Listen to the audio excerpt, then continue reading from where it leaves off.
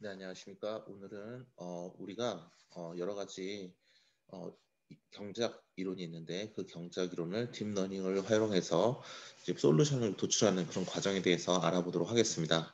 그리고 그러한 과정이 어떠한 응용 분야를 가지는지에 대해서도 오늘 이 시간에 알아보도록 하겠습니다. 저는 고려대학교 김중헌이라고 합니다.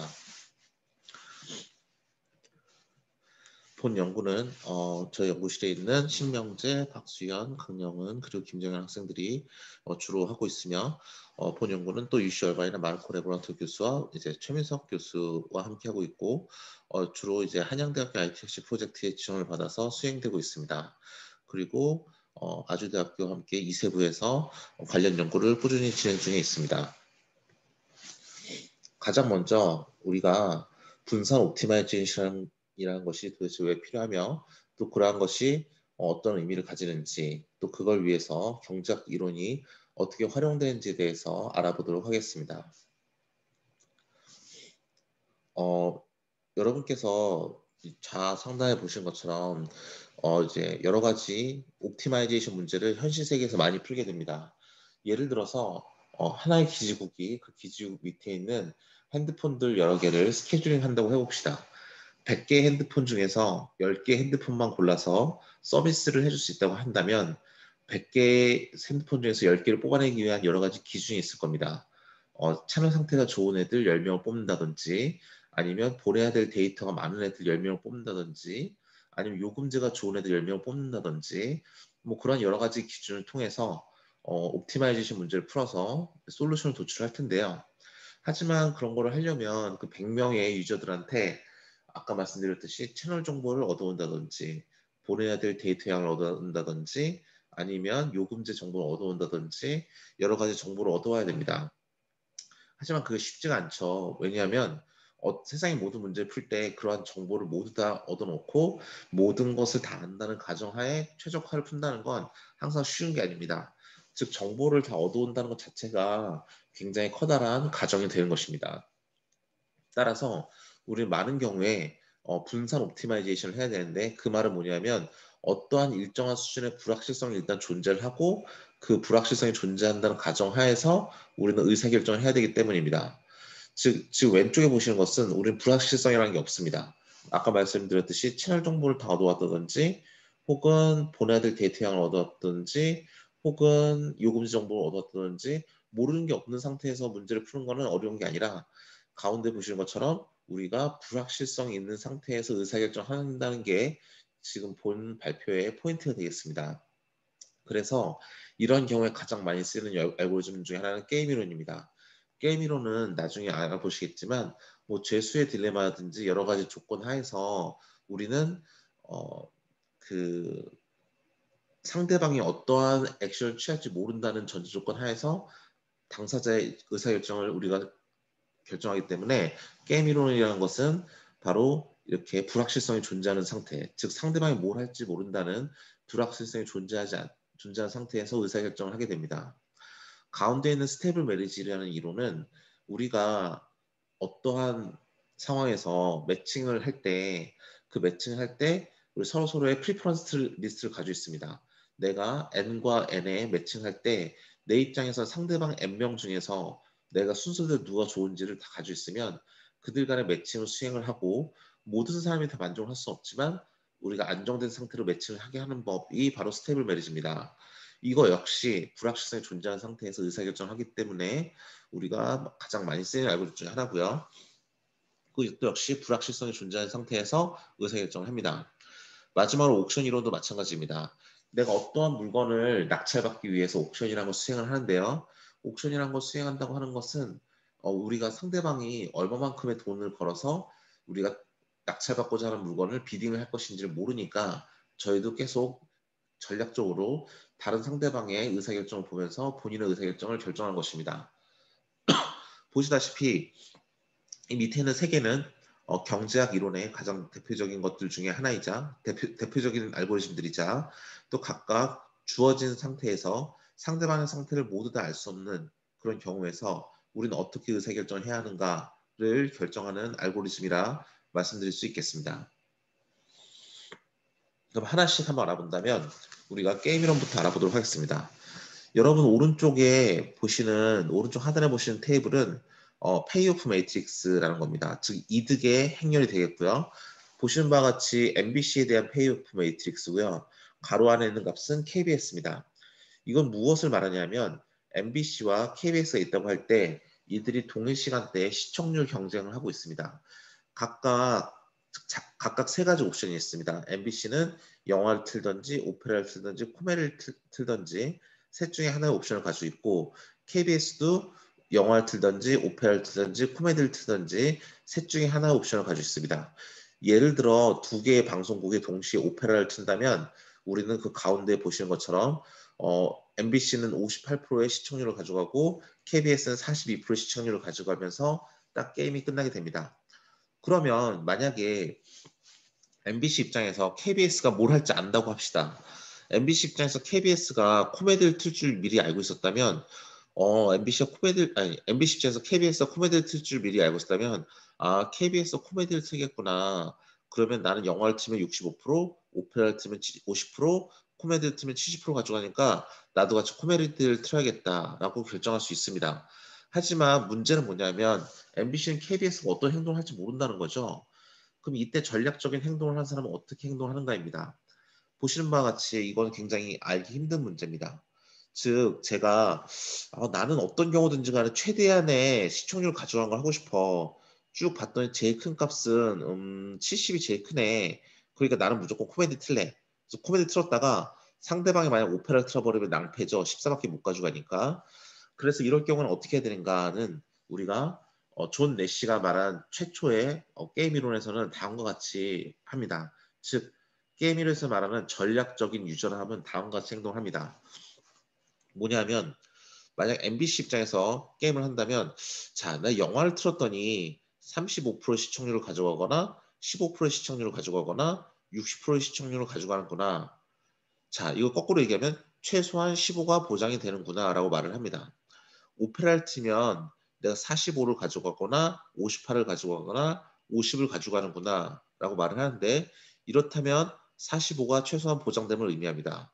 내가 코미디를 치면 38을 가져가거나 14를 가져가거나 70을 가져갑니다. 그러면 어떻게 말을 하냐면 내가 최소한 14를 가져가는구나 라고 말을 합니다.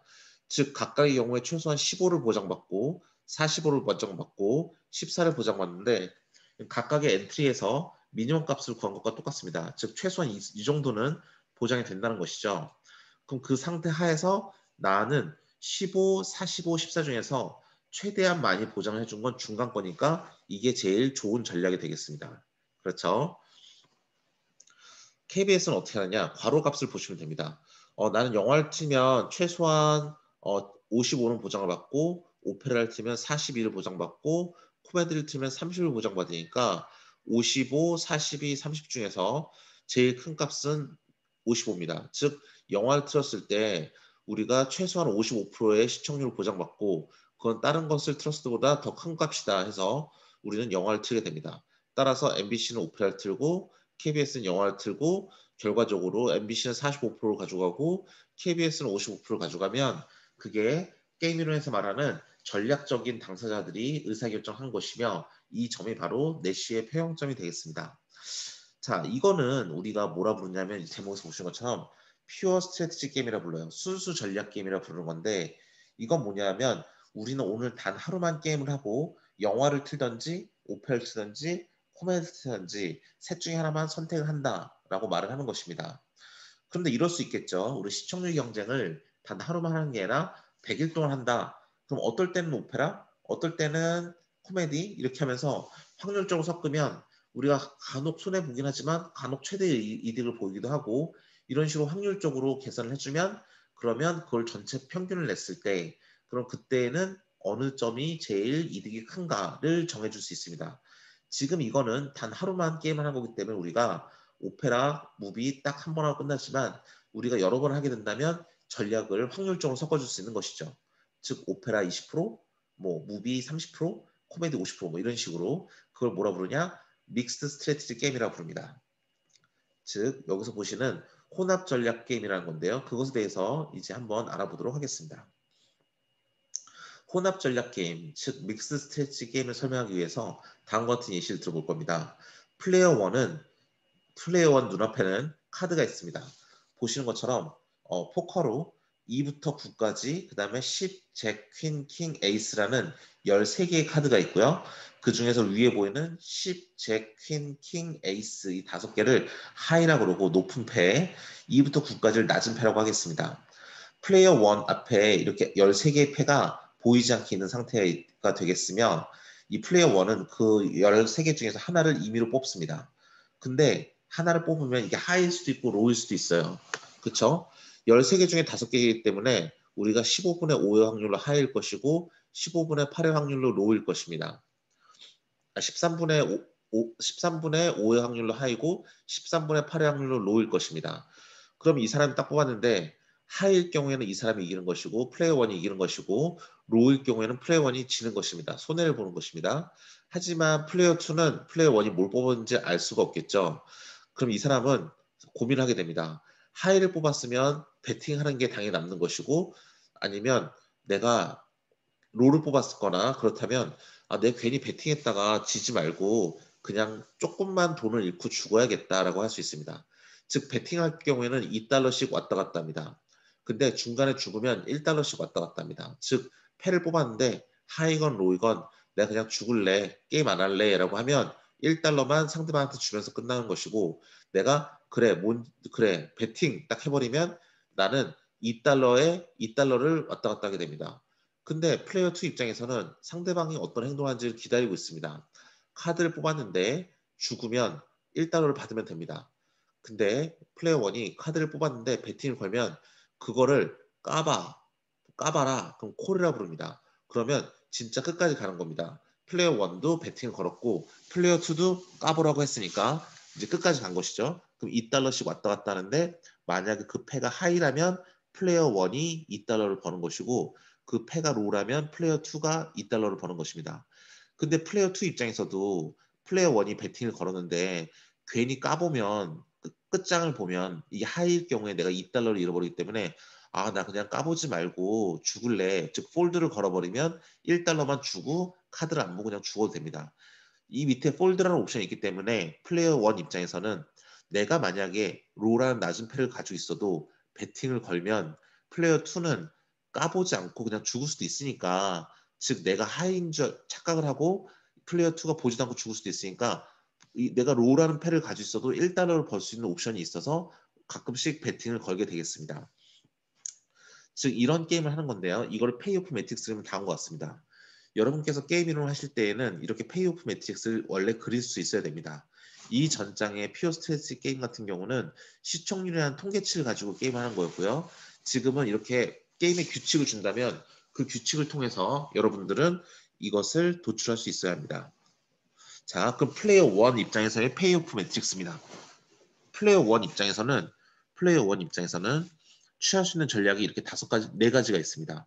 즉 앞에 있는 게 하이고 뒤에 있는 게 로우인데 첫 번째는 내가 높은 패가 나와도 패스를 하고 낮은 패를 나와도 패스하는 겁니다. 즉 플레이어 1이 카드를 계속 뽑으면서 계속 패스하면서 상대방한테 1달러를 계속 주고 있는 겁니다. 그러면 무슨 소리죠? 집에 가고 싶구나. 뭐 이거 비슷합니다. 두 번째는 좀 이상합니다. 하이가 나왔을 때는 패스를 하고 로우가 나왔으면 배팅을 해버립니다. 그렇죠. 근데 하이가 나왔을 때 돈을 버는 건데 하이가 나왔을 때마다 계속 죽고 로우가 나왔을 때마다 계속 배팅을 하면 좀 이상하죠. 세 번째는 뭐죠? 하이가 나왔을 때 배팅을 하고 로우가 나오면 죽습니다. 그렇죠. 마지막은 하이가 나오나 로우가 나오나 다 배팅을 하는 것입니다. 이 4가지 외에 플레이어 1이 할 수 있는 건 없고요. 플레이어 2가 하는 일은 뭐죠? 만약에 플레이어 1이 계속 무슨 행동을 하는지 보고 있다가 죽으면 죽는 대로 보고 있고 배팅을 걸면 그때마다 나 까봐 라고 하든지 아니면 나 그냥 안 보고 죽을래 라고 하든지 둘 중에 하나의 대답을 하는 겁니다. 즉 콜이라고 말하든지 폴드라고 말하든지 둘 중에 하나로 말하는 게 플레이어 2가 하는 일입니다. 자, 그렇다면 이 상태에서 우리가 페이오프 매트릭스를 어떻게 그리는지 한번 해보겠습니다. 자, 첫 번째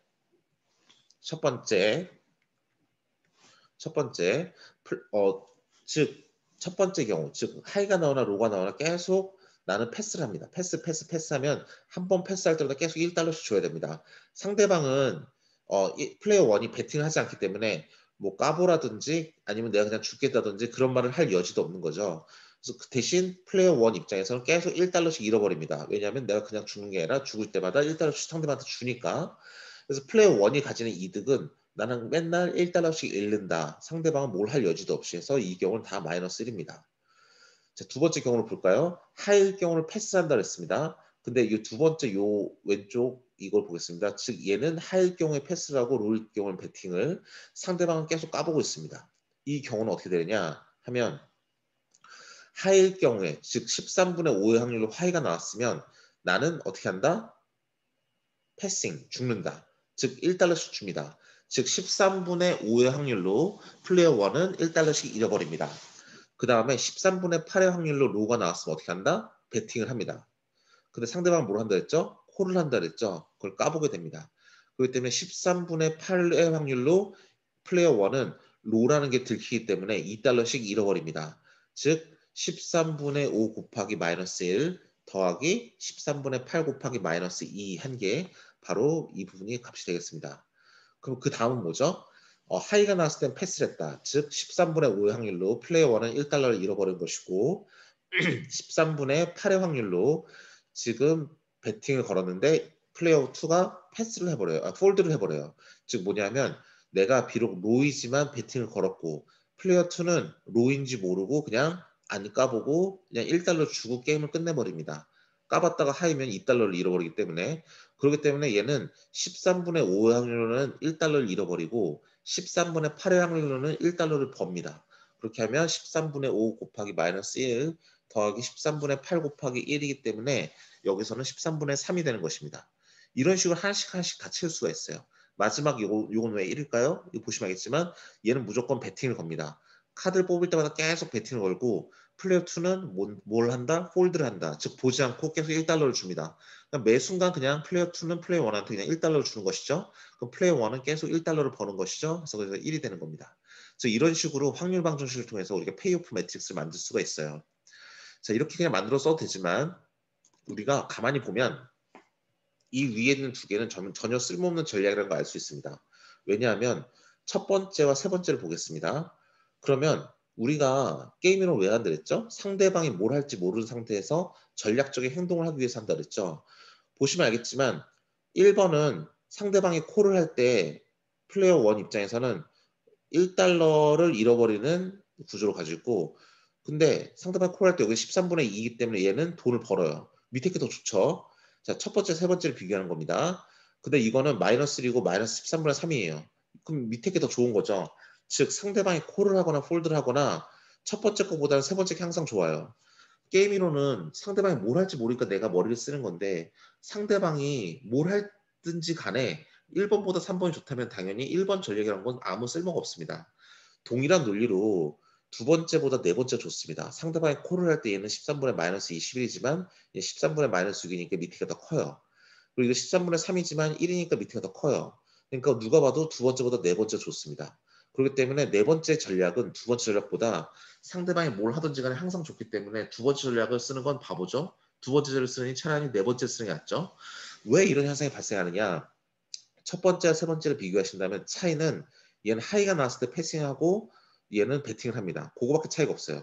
두 번째와 네 번째의 차이도 뭐 로가 나왔을 때는 배팅한다는 건 똑같지만 하이가 나왔을 때 패스를 하고 하이가 나왔을 때 배팅을 한다. 요것만 다릅니다.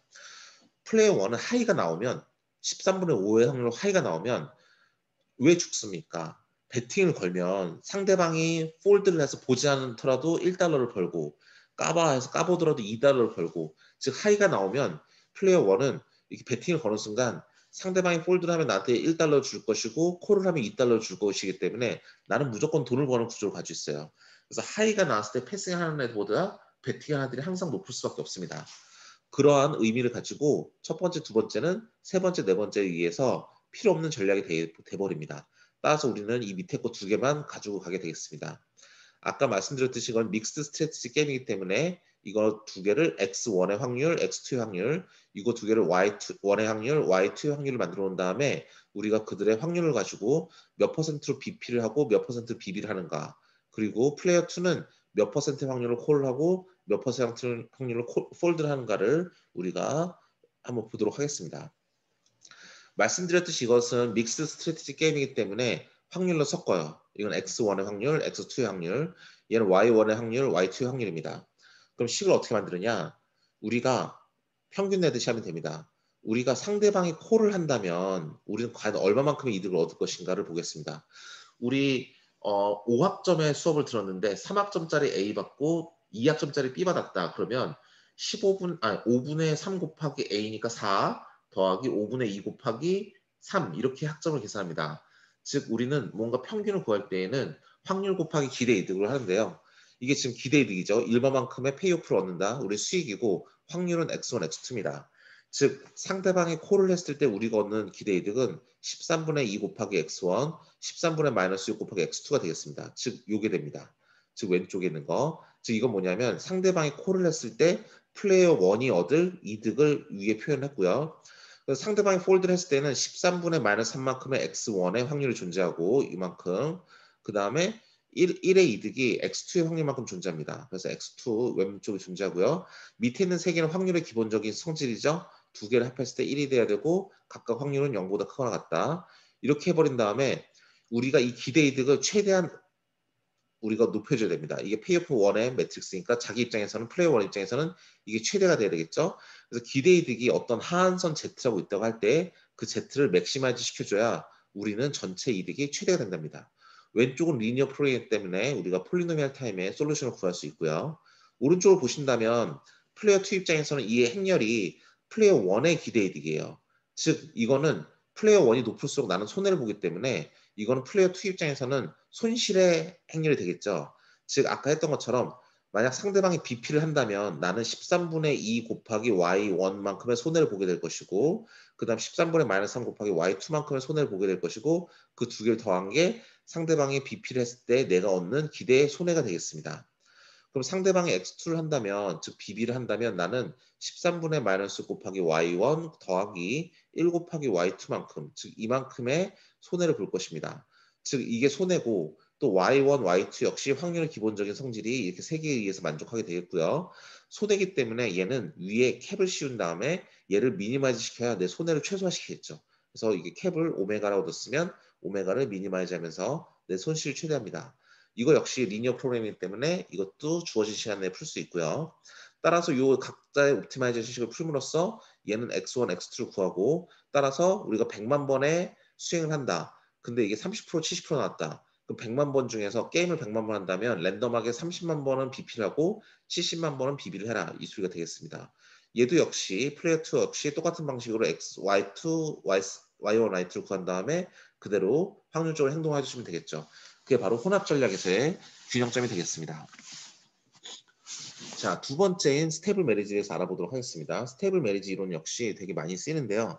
이거는 근데 많이 알려지진 않았습니다. 자, 장동건과 유지태 씨가 있다고 합시다. 근데 장동건 씨의 와이프는 고소영 씨고 유지태 씨의 배우자는 김효진 씨이기 때문에 원래 이렇게 매칭이 돼야 우리가 안정된 매칭이라고 말을 합니다. 그런데 두 커플이 레스토랑에 갔는데 장동건 씨와 실수로 김효준 씨를 같이 앉히고 유지태 씨와 고성 씨를 같이 앉힌다면 뭔가 언스테이블하죠. 근데 각자는 배우자 관계가 있기 때문에 장동건 씨 1순위는 아마 고소영 씨, 2순위는 김효진 씨가 될 거고요. 유지태 씨 입장에서도 1순위는 김효진 씨, 2순위 고소영 씨가 될 겁니다. 그러면 장동건 씨 입장 그리고 여성분들께서도 각각 프리퍼런스가 있을 거고요. 장동건 씨 입장에서는 고소영 씨 지금 현재 그 같이 앉아 있는 분이 1순위가 아니기 때문에 1순위 고소영 씨한테 물어볼 겁니다. 같이 앉지 않을래? 라고 물어볼 경우에 고소영 씨도 자기 프리퍼런스 리스트를 봤더니 장동건 씨가 1순위에 있어요. 그러면 오케이를 할 것이고 이 관계는 이 매칭은 깨지고 장동건 씨가 고소영 씨가 매칭이 되면서 자연스럽게 유지태 씨와 김유진 씨가 매칭이 되겠죠. 그러면 각자 모두가 1순위로 상대방이 있기 때문에 이제 안정된 상태로 돌입합니다. 이게 바로 스테이블 메리지 이론이 되겠어요. n by n에 매칭을 할 때 각각의 우선순위를 보고 그 선호도에 따라서 우리가 매칭해 주는 게 되겠습니다. 이걸 좀 더 자세히 알아보면 다음과 같습니다. 영화 두 편을 동시에 제작하는데요. 남녀 주연 배우를 각각 뽑아서 영화의 주연 배우를 설정하고자 합니다. 그래서 각 두 명의 남자 배우 김수현 씨와 이종석 씨, 두 명의 여성 배우 전지현 씨와 진세현 씨한테 우리는 프리퍼런스를 조사했습니다. 자, 김수현 씨는 전지현 씨랑 작품을 많이 했죠. 뭐 도둑들도 찍었고 별의 송구들도 찍었고. 그래서 1순위는 전지현 씨, 2순위는 진세현 씨고요. 이종석 씨는 옛날에 진세현 씨랑 같이 작품한 적 있습니다. 그래서 진세현 씨가 1순위, 전지현 씨가 2순위입니다. 역시 전지현 씨도 1순위가 김수현 씨, 2순위가 이종석 씨고. 근데 하지만 만약에 여기서 진세현 씨 1순위가 역시 김수현 씨고 2순위가 이종석 씨라고 합시다. 이 상태에서는 어떻게 되느냐? 우리가 두 가지의 매칭이 있을 수 있어요. 그렇죠? 조합을 해보면 뭐 이렇게 되거나 아니면 이렇게 되거나 두 가지밖에 나오지 않습니다. 첫 번째 걸 보겠습니다. 김수현 씨는 자기 파트너 보니까 1순위 전지현 씨가 맞아요. 만족스럽죠? 바꿀 이유가 없습니다. 전지현 씨도 김수현 씨가 1순위니까 당연히 바꿀 이유가 없고요. 이종석 씨도 자기 1순위가 진세현 씨니까 바꿀 이유가 없고요. 진세현 씨 입장에서는 만족스럽지 못할 수 있기 때문에 물어봅니다. 자기 1순위한테 같이 작품하지 않겠냐라고 물어봤을 때 김수현 씨는 이미 자기가 1순위와 매칭이 됐기 때문에 굳이 같이 할 필요가 없죠. 그럼 거절을 하면 진세현 씨는 움직일 수가 없습니다. 그리고 여기서 끝나는 거예요. 안정된 거예요. 여기에 스테이블 메리지 이론의 특징은 뭐냐면 모든 사람을 만족시킬 수 없다는 겁니다. 지금 이 첫 번째 경우에 진세현 씨가 비록 1순위의 김수현 씨랑 함께하지 못해서 만족스럽지 못할 수 있지만 하지만 이 매칭은 무너지지 않아요. 왜냐하면 김수현 씨가 거절을 했으니까. 그러니까 이거의 포인트는 뭐냐면 우리는 모든 사람을 만족시킬 수는 없다. 하지만 안정되게 매칭을 해줘야 될 필요성이 있다면 이 방법을 써라는 겁니다. 밑의 경우를 보겠습니다. 이종석 씨 같은 경우는 1순위가 전지현 씨가 아니기 때문에 진세현 씨한테 물어볼 겁니다. 만족스럽지 못하니까 나랑 같이 작품하지 않을래? 라고 했더니 진세현 씨 입장에서는 나는 1순위인 김수현 씨랑 이미 파트너십이기 때문에 싫다라고 거절합니다. 그럼 이종석 씨는 어쩔 수가 없죠. 그 다음에 전지현 씨 입장을 물어보겠습니다. 전지현 씨 역시 1순위가 이종석 씨가 아니라 김수현 씨니까 그러면 물어보게 됩니다. 김수현 씨한테 작품하지 않을래? 물어봤더니 김수현 씨가 오케이 하겠죠. 왜냐하면 김수현 씨 1순위는 전지현 씨였으니까. 그러면 위에 것처럼 김수현 씨와 전지현 씨가 다시 하나로 묶이게 되고 우리가 김수현 씨가 일로 오니까 이종석 씨가 오른쪽으로 밀리게 되면서 다시 스테이블 상태로 돌입하게 됩니다. 즉 이 스테이블 메리지 이론은 바로 언스테이블 상태로 언스테이블 상태를 스테이블하게 밀어주는 겁니다. 자, 그런데 이게 간단한 것 같지만 상당히 많이 사용됩니다. 이거는 게일 셰플리 알고리즘이라고 해서 이러한 이제 스테이블 메리지를 푸는 방식인데요. 게일이라는 경제학자, 셰플리라는 경제학자가 만든 것이고, 셰플리는 이제 게임으로 노벨 경제학상까지 받은 분이고, 이제 게일이라는 분은 이제 굉장히 유명한 이제 전산학자이자 경제학자이시죠.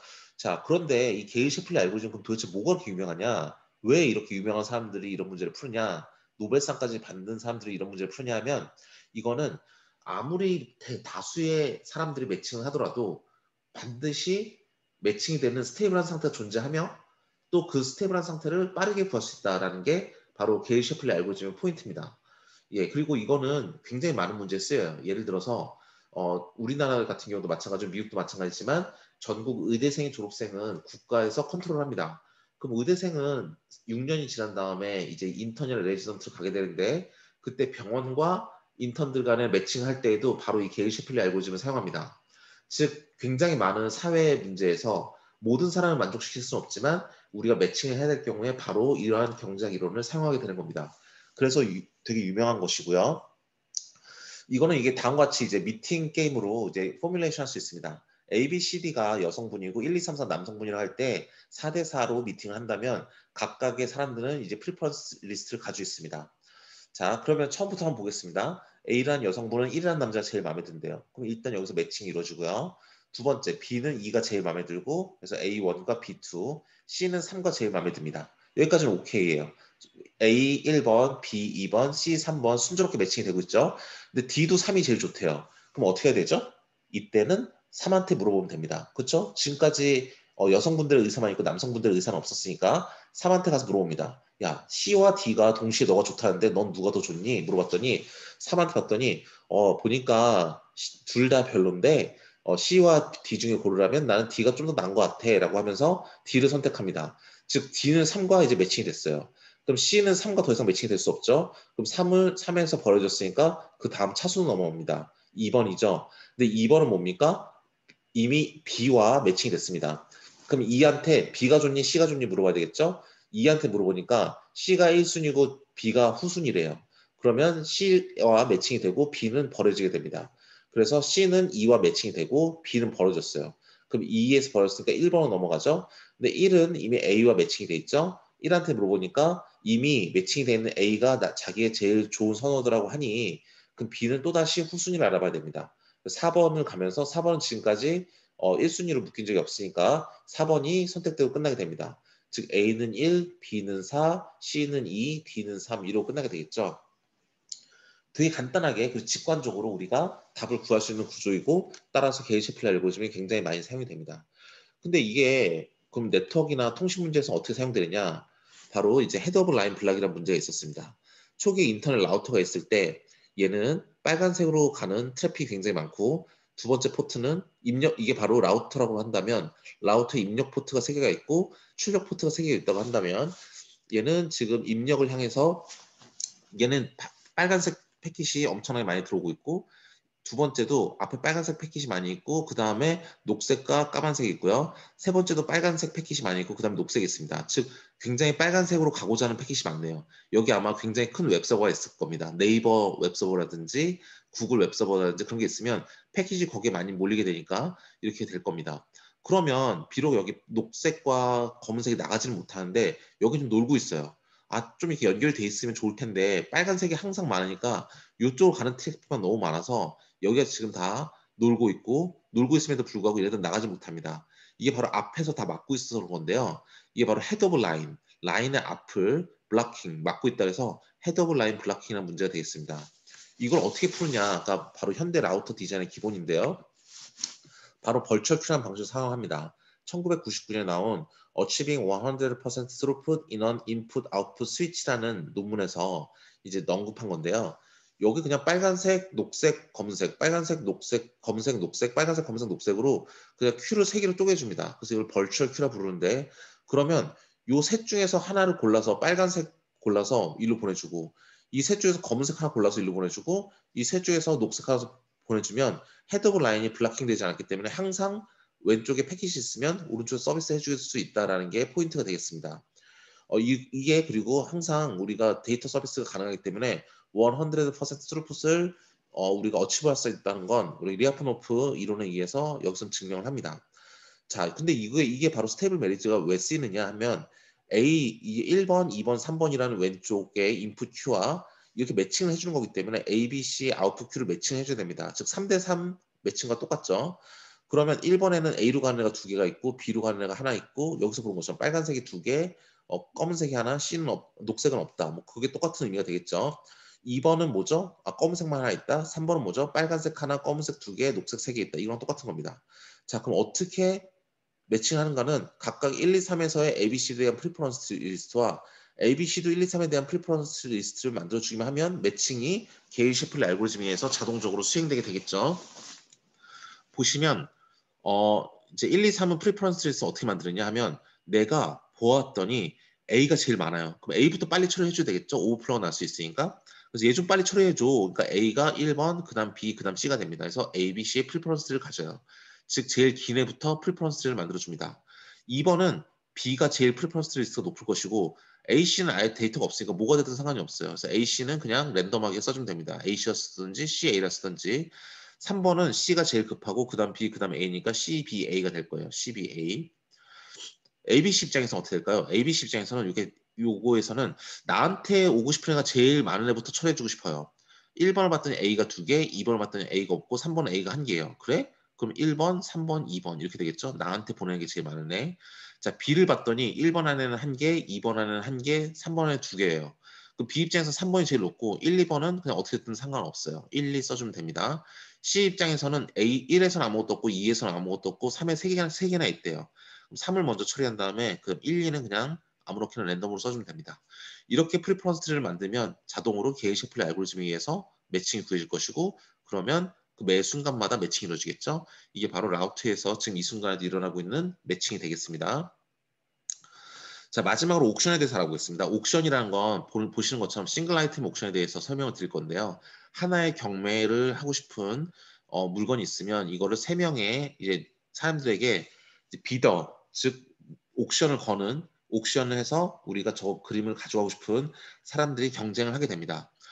자, 그러면 이 물건을 파는 사람을 셀러라고 부르기도 하고 옥션이라고 부릅니다.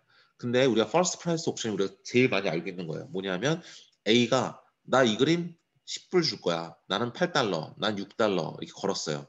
그러면 제일 많이 건 애가 당연히 이 그림을 가져가게 되고 있고 얘는 10달러를 내면 됩니다. 그럼 옥시어니어가 10달러를 벌어요. 왜냐면 이 물건을 팔고 10달러를 받았으니까 이 번 10달러를 우리 뭐라 부르냐? 레베뉴라 부릅니다. 자, 그래서 A라는 10달러 지불했어요. 그래서 얘 페이먼트는 얼마다? 10달러다. 자, 근데 여기서 보시면 이 퍼스트 프라이스 옥션, 즉 A처럼 제일 많이 돈을 건 애가 따가고 그리고 그 돈을 건 만큼 돈을 지불한다. 이게 바로 퍼스트 프라이스 옥션이라고 부르는데요. 이건 스트레티식 해야 돼요. 왜냐하면 보시는 바와 같이 10달러나 걸 필요가 있었을까요? 8.1달러, 즉 이 세 명 중에 1등만 하면 되는 거지 굳이 막 10달러까지 걸 필요 없었어요. 8.0001달러만 걸어도 A가 이겼을 거예요. 그러니까 주변의 눈치를 보면서 행동을 해야 되기 때문에 얘를 스트레티식하다고 말을 합니다. 그리고 오른쪽에 보시는 것처럼 이제 유틸리티라는 개념이 있는데 이거는 내가 건 돈 대비 내가 얼마를 지불했는가요.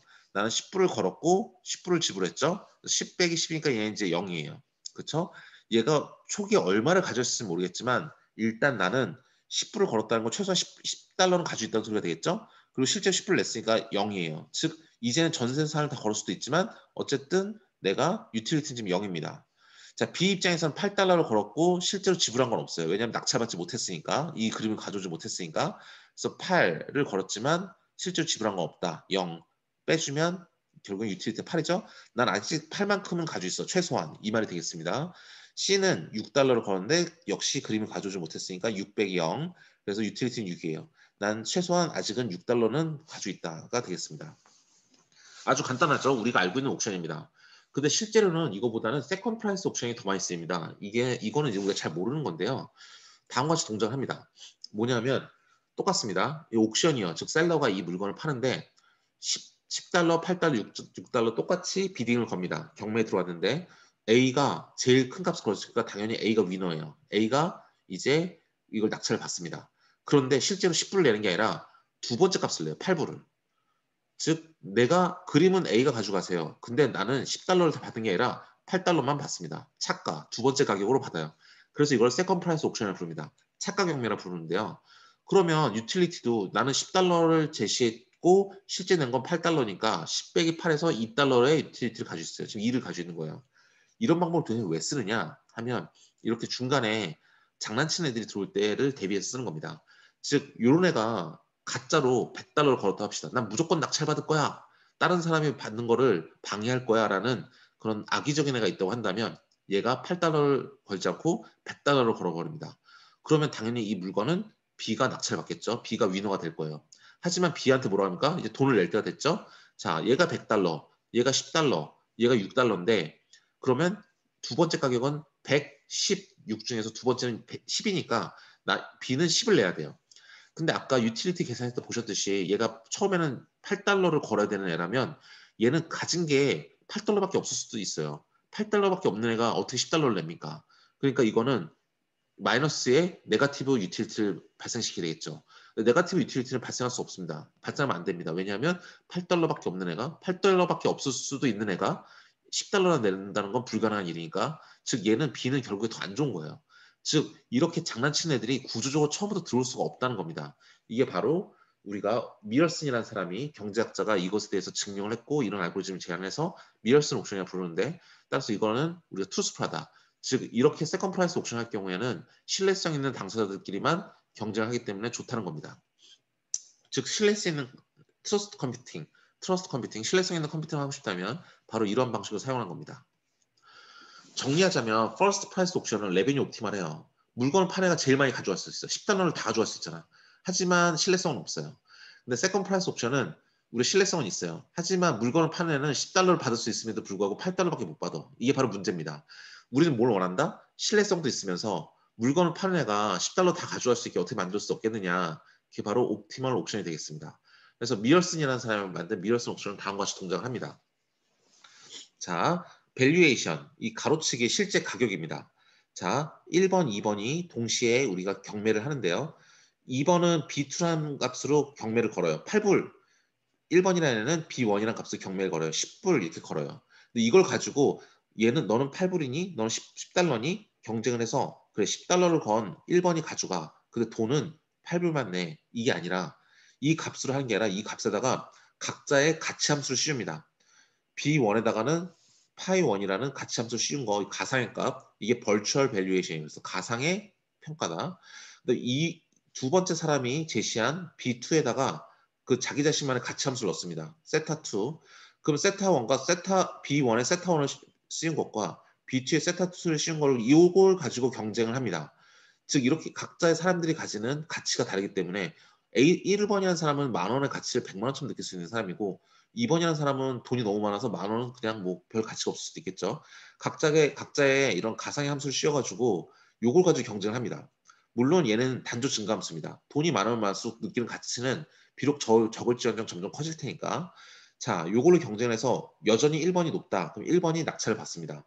그럼 이제 돈을 지불할 때가 되면 아이씨 나는 돈을 지불해야 되는데 내가 아는 돈은 요거밖에 없어요. 왜냐하면 나 이제 착각 경매니까 도대체 2번이라는 애는 얼마를 걸었을까를 몰라요. 얘는 1번이라는 애는 자기 자신 함수밖에 몰라요. 그래서 실제 돈을 지불할 때에는 얘 세타2가 어떤 값을 가지고 요 값을 도출했냐라는 B2를 정확하게 알아낼 수 없기 때문에 자기 자신 함수밖에 모르니까 자기 자신 함수 세타1의 역함수를 씌워서 돌아와서 요 세타1 함수가 요거니까 여기에서 매핑된 값, 요 값으로 지불을 합니다. 그렇기 때문에 2등인의 값으로 이제 지불을 해야 되는데 1번이 낙찰을 받았지만 2등이 낸 비드 값에 그들의 가치 함수를 적용을 하고 하지만 1등의 함수에 역함수를 씌워서 최종 지불해야 될 값을 내가 지불하면 나는 8달러, 나는 10달러에서 10달러짜리 낙찰을 받았지만 8달러를 지불함으로써 레베뉴를 많이 떨어뜨린 게 아니라 쭉 끌어올려서 9.5만큼은 돈을 주게 만드는 거예요. 그러니까 전장에서 보셨듯이 레베뉴가 10만큼 받는 게 제일 좋은데 퍼스트 프라이스 옵션은 레베뉴 옵티멀이니까 10을 걸었으면 10만큼 받는 게 제일 좋은데 세컨드 프라이스 옵션을 하면서 8불밖에 못 받게 하는 게 아니라 얘를 9.5까지 올려줄 수 있는 거죠. 보시는 것 같이 8, 10이면 8밖에 못 받는 게 아니라 쫙 올려서 요만큼의 좀 더 이득을 얻을 수 있게 하는 겁니다. 이게 바로 미열슨 옵션의 핵심이에요. 즉 옵티멀 옵션이다. 즉 세컨드 프라이스 옵션을 기본으로 하기 때문에 일단 투스풀 하지만 레베뉴 셀러 즉 옥션이가 받는 레베뉴를 이렇게 올려줄 수 있다라는 게 핵심입니다. 그래서 우리가 이걸 가지고 뉴럴넷을 만든다면 인공신경을 우리 궁극적으로 딥러닝을 활용할 겁니다. 그리고 여기서 딥러닝은 옥션에 대해서 적용한 거에 대해서 알아볼 거예요. 그래서 우리가 이러한 빨간색으로 쓴 이 부분을 딥러닝으로 구현하면 되는 겁니다. 자, 지금까지 우리가 불확실성이 있는 상태에서 우리가 의사결정 어떻게 하느냐에 대해서 게임 이론과 스테이블 매니저 옥션에 대해서 알아봤고요. 그래서 이거는 각각의 모든 정보를 다 모으지 않고 각각의 프리퍼런스 리스트라든지 페이오프 매트릭스라든지 세컨 프라이스 옥션이라든지 이런 걸 가지고 상대방의 정보를 다 모르더라도 각각의 목적에 맞게 우리가 분산해서 우리가 자신의 최적의 솔루션을 찾는다 해서 이걸 분산 옵티마이제이션을 부릅니다. 자, 이걸 어떻게 딥러닝을 푸냐? 우리는 옥션에 대해서만 알아볼 겁니다. 우리 페이오프 매트릭스 이렇게 구한다 그랬죠? 우리 2등인 애가 J예요. 2등인 애가 J인데 걔가 버는 비딩 값에 요거죠, 요거. 지금 요거를 그대로 따라할 겁니다. 미어시슨 옥션 그대로 따라할 거예요. 우리가 딥러닝으로 경쟁 이론의 솔루션 구하는 건 옥션에 대해서 말하는 거고요. 자, 2등인 애의 비딩 값에 2등인 애의 가치 함수를 적용하고 하지만 낙찰받은 애가 I예요. 그럼 요 값이 정확하게 이제 값을 추려야 되니까 자기 자신 I의 함수로 역행렬을 씌워서 씌워준 게 실제로 내가 지불해야 될 Q1이다 라고 말하고 있습니다. 요거를 뉴럴넷으로 구현하면 됩니다. 딥러닝에. 근데 비딩이 N병이 이제 드디어 옥션을 시작합니다. 근데 이게 지금 원래 사실은 이러면 안 되지가 아니지. 우리가 여러 가지 값을 제시할 수 있지만 이거 실제 시뮬레이션 돌리면 우리가 가우시안 디스트리뷰션 즉 우리가 정규 분포를 갖다 놓고 그 안에서 랜덤 샘플링을 하거든요. 가끔 음수가 나올 수도 있어요. 근데 음수가 나오면 비딩할 때 말이 안 되니까 렐루를 씌워서 음수인 애들은 다 영어로 만들어 놓고 시작합니다. 그래서 이거는 뭐 알고리즘이 있는 건 아니고 혹시라도 음수를 비딩을 하는 경우가 생긴다면 그러면 렐로 함수를 씌워서 그걸 막아줍니다. 자, 그런 다음에 우리가 제일 먼저 뭘 한다? 비딩 값에다가 우리가 각자 비교를 하려면 여기서 했던 것처럼 벌처 밸류에이션 벌처 값을 다 매핑한 다음에 이들 간의 비교를 하기 때문에 벌처 밸류에이션 즉 이 세타 함수를 씌우는 자기 자신의 세타 함수를 씌우는 과정이 필요합니다. 그래서 보시는 것처럼 B1에다가는 세타1, B2에다가는 세타2 다 함수에 씌워줍니다. 그래서 그 그 세타에 대한 함수를 모노토닉 네트워크라고 부르고 다음과 같이 구성을 하고요. 주황색처럼. 자, 결과가 나오면 이 결과는 동시에 다 파란색 박스로 들어가거나 녹색 박스로 들어갑니다. 파란색 박스로 들어가면 뭐냐면 얼로케이션 네트워크가 뭐냐면 1등 한 명 뽑는 거예요. 지금 이 중에서 최고 높은 애 한 명 뽑는 거죠. 그래서 소프트맥스를 쓰는 겁니다. 최고 높은 애 한 명을 뽑아서 나오면 되고요. 다 밑으로 들어가면 얘네들은 뭐냐면 페이먼트 네트워크, 즉 얘는 1등이나 과연 얼마만큼의 돈을 내야 되는지에 대해서 알아봐 주는 겁니다. 그러면 얘가 했던 것처럼 B가 들어오면 자기 자신의 세터로 씌워주고 그 다음에 바로 보시는 것처럼 역행렬이 쫙 씌워집니다. 그러면 여기까지 계산이 되고서 나오게 되겠죠. 그럼 P가 한 일은 사실은 별거 없어요. 아무것도 안 해요. 그래서 그냥 렐로 마이너스면 그냥 0으로 만들어주고 양수면 그냥 양수 있는데 그냥 내보내줘라. 아무것도 안 하는 거죠. 근데 왜냐하면 이미 음수들은 여기서 다 걸러졌으니까 그렇습니다. 근데 그렇다고 해서 바로 넘겨주면 얘네들을 값을 한 대 묶은 다음에 넘겨줘야 되기 때문에 일단 요게 존재하는 겁니다. 자, 이 전체 구조를 말씀드렸고요. 하나씩 알아보면 모노토닉 네트워크는 어떻게 하는 것이냐.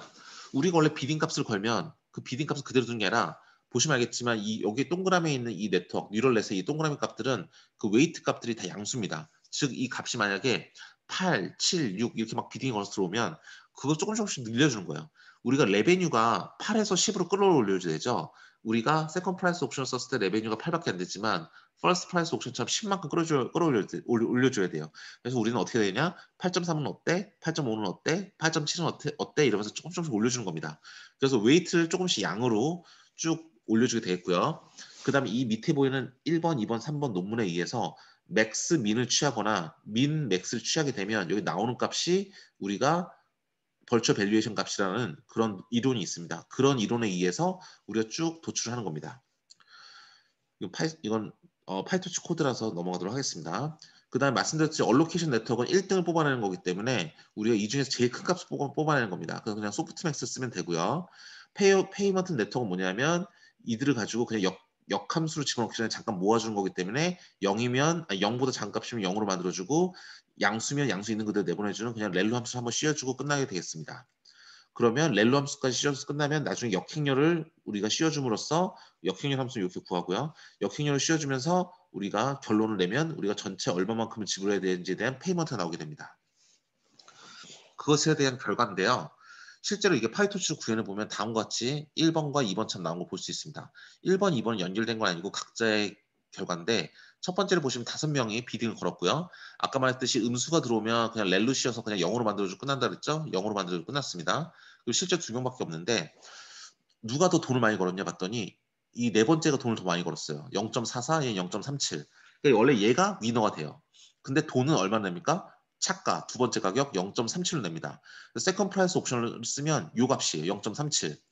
근데 페이먼트는 뭐냐면 우리가 실제로 0.44, 4번이 이제 우리가 낙찰을 받지만 얘가 얼마의 돈을 내는가. 그래서 물건을 판 사람이 얼마만큼 이득을 얻는 건데 딥러닝을 쓰면 어디까지 끌어올립니까? 0.4428. 즉 0.4430까지 못 가더라도 딥러닝을 사용하게 되면 세컨 프라이스 옥션에 아까 들었던 뉴럴넷을 사용하게 되면 우리가 거의 근사하게 올릴 수 있다. 즉 세컨 프라이스 옥션을 사용했기 때문에 우리가 트루스프를 하면서 레베뉴도 0.4430에 근접한 0.4428까지 끌어올렸다. 0.3734에서 그렇게 말할 수 있는 거고요. 두 번째 실험 결과에서도 네 번째는 음수라서 탈락하게 되지만 첫 번째, 두 번째, 세 번째, 다섯 번째를 보신다면 첫 번째 0.95로 제일 크고 두 번째로 큰 건 마지막에 0.58이라서 첫 번째가 위너가 되고 이 0.58로 우리는 페이먼트라는 세컨 프라이스 옵션이지만 이 세컨 프라이스 옵션을 딥러닝을 통해서 끌어올린다면 0.9514까지 끌어올리니까 우리가 레베뉴에 거의 근접하게 끌어올릴 수 있다. 즉 세컨 프라이스 옵션을 썼기 때문에 트루스프를 하면서 페이먼트에 따른 레베뉴도 거의 근접하게 옵티멀하게 끌어올릴 수 있다는 겁니다. 즉 미얼슨 옵션에서 말하고 있는 이론을 딥러닝을 사용해서 우리가 근사해서 구할 수 있다는 것이죠. 이걸 어디다 쓰느냐 이렇게 씁니다. 우리가 이거는 지금 ICC 2018년도에 실린 논문이고요. 그 논문을 가지고 이제 니아토 싱가포르에 있는 나냥 테크놀로지컬 유니버시티 뉴스 니아토 그룹에서 나온 논문인데요. 세계 모바일 디바이스들이 각각 블록체인 마이닝을 합니다. 그럼 비딩을 걸어요. 내가 블록체인 마이닝 하고 싶은데 GPU까지 쓰면서 하는데 내가 GPU가 없으니 이 가운데에는 ECSP 엣지 컴퓨팅 서비스 프로바이더에게 부탁을 합니다. 내가 가진 워크로드에 얼마만큼을 가져다가 일을 좀 해주렴. 비딩을 걸면서 해줍니다. 그럼 얘는 비딩 값을 보고 제일 유리한 애에게 제일 낙찰을 해주면서 그 다음에 실질적인 페이먼트는 세컨 프라이스로 받는 그런 구조를 가지고 있는 겁니다. 그래서 이런 식으로 우리가 워크로드를 나눠 가지는 경우에도 쓸 수가 있고요.